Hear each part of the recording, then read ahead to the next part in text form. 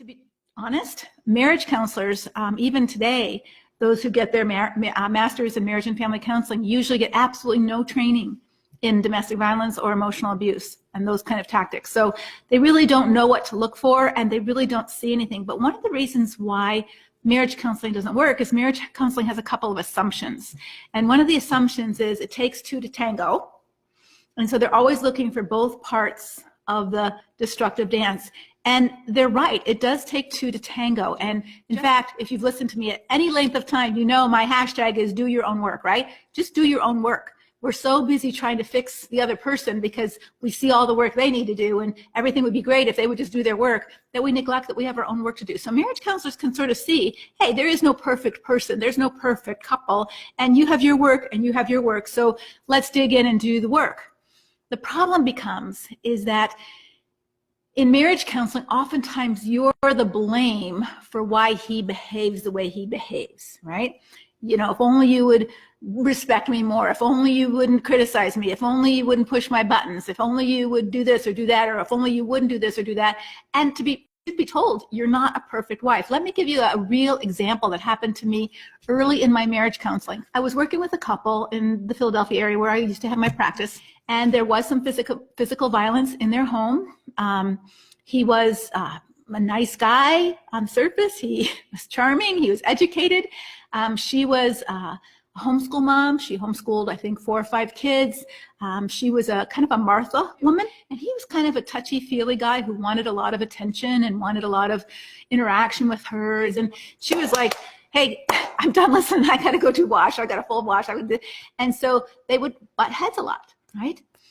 Very common in marriage. And so I could see that she wasn't the perfect wife. She didn't really give much attention to him at times when he really asked for it. And then he'd get madder and madder and madder. And sometimes he'd get erupt and he'd get violent with her. He'd like shove her or push her. One time he spit at her, right? Very disrespectful. And she was disrespectful too. So it's easy to kind of say in the marriage counseling, well, look, she wasn't nice to him and that's why he did that, right? And so it's so easy for her to look like the bad guy.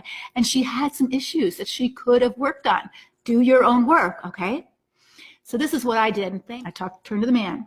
I said, so what you're saying to me is all you want is for your wife to just sit down with you for 15 minutes every night and just hear your heart and talk with you and listen to you patiently and, you know, just affirm you as a husband, show attention in a loving way. And you don't think you're asking for too much. That's just what you want from her. Is that right?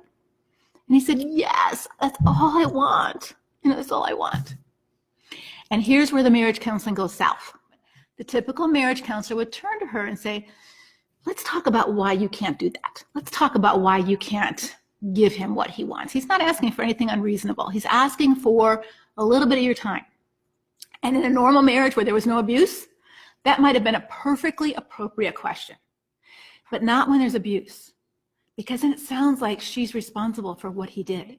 So I said to him, so what you want is perfectly reasonable. There's nothing wrong with what you want. But what happens to you when you don't get what you want? Because nobody gets what they want in marriage all the time. So what happens to you? How do you try to control and punish for not getting what you want? And the lights began to go on for him and for her that way. See, nobody gets what they want all the time in marriage. There is disappointment, there is heartache, there is hardship, there is frustration in every single marriage. But if I'm entitled to abuse you, or I'm entitled to control you, or I'm entitled to punish you when you don't give me what I want, that's not a marriage problem. That is a personal sin problem. Or if I'm entitled to cheat on you, or if I'm entitled to lie to you, or I'm entitled to ignore you for 2 months and be indifferent to you, that's not a marriage problem. That is a personal character issue, personal sin problem that needs to be addressed, and that will never be addressed through marriage counseling. That's why marriage counseling doesn't work, because it often tries to make it tit for tat equal.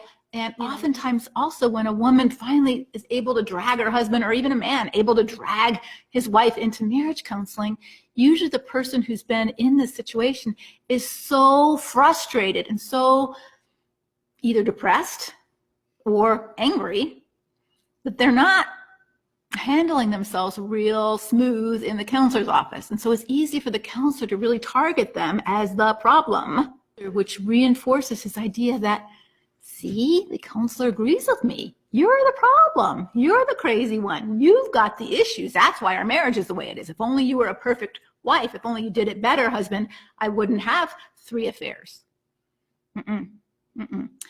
Chronic adultery, chronic addictions, chronic abuse is not a marriage problem. And that's why marriage counseling usually goes nowhere.